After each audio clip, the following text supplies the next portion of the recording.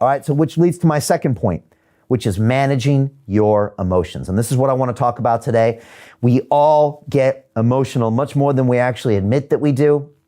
And when it comes to trading things of value, where you see prices going up and down, it's money in your pocket, there are shiny lights, there are vibrations on your phone, you can check the price day, night, when you're drunk, when you're mad, when you're sad, when you're angry, when you're happy. This is very, very dangerous stuff. And again, it's one thing to manage your emotions in a down market, which is what we've been doing for the past 3 months, right? And I've been talking through my students and talking about stop losses. Now it gets even harder because now it's party time, right? We're on the 10th tequila shot and everything seems like a good idea at the party. We've all been at that party where it's not a good idea to do some of those things, all right? I've been there too. And I want to make sure you make intelligent decisions to where you don't wake up the next morning with a big hangover, wondering, where your watch is, what the tattoo is all about, and what that wedding ring is doing on your finger. So again, it's like the 20th tequila shot, the tattoo you got, and that wedding in Vegas. I want to avoid emotional decision-making, and I want to talk about that in the trading disciplines. I also want to give you a testimonial from one of my students inside Kings of DeFi who is making money for the first time ever in her life trading, and I want to share with you some of the things that she has to talk about. The last thing I want to talk about is how to take gains during the crypto rally.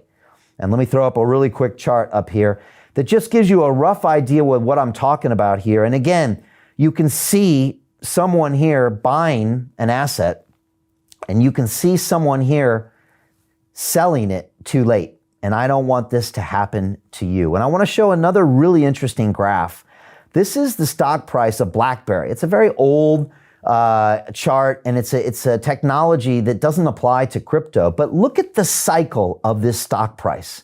And you can see the green point where you should have bought and the TP where you should have taken profits. And look at that cycle go up and down and up and down and up and down.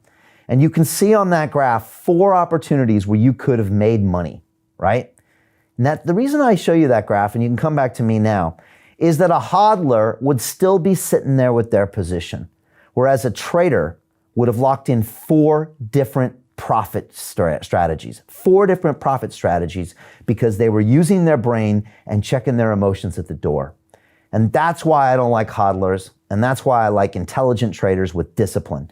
And I did a survey the other day inside my Kings of DeFi class, and I got about 14 or 15 amazing people in there that are making money. And I said, raise your hand if you think the best way to make money in the next 10 years is to hodl all your positions and not trade the ups and downs that we're going to see going on for the next 10 years in the crypto space. And keep in mind, 1/3 of these people were brand new to crypto, right? This is in my inner circle trading group.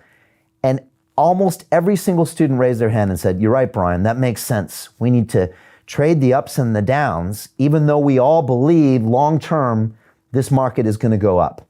But why sit there on one little position and hold it forever? Why not make 10x those gains as these prices cycle up and down? And that's what I'm talking about. And it all comes down to a mindset and a philosophy. And I think it was Sun Tzu, the famous general in China, that once said, every battle is won before it's ever fought. Think about that. Think about that. Every battle is won before it's ever fought. So you already know before Bitcoin rallies and goes up 30%, you already know where you're locking in your profits. You already know, yep, I'm taking some profit at 20%. I'm taking a little more profit when it goes up 25%. I'm taking a little more profit when it goes up 40%. It's already locked in. Think about that as opposed to you getting all emotional and crazy and making some decision at 2 a.m. when your phone buzzes. That's not the way we roll inside the DeFi Academy. And again, this is something that seasoned traders have known for a very long time. I want to put up a picture of Marty the Pitbull Schwartz. He's a seasoned trader, and Marty said this. He said, most people think they are playing against the market, but the market doesn't care. You are playing against yourself. Marty went on to say, you have to stop trying to will things to happen in order to prove you're right. Raise your hand if you've done that in the marketplaces before. Come on, I've been guilty of that, right? I'm willing Bitcoin to go up. I knew it was the whole time. I've been telling all my relatives, they think I'm crazy. You have to stop doing against that. And Marty goes on to say, listen only to what the market is telling you. And he finishes off with one of the greatest statements ever. The sole objective of trading is not to prove you're right, but to hear the cash register ring.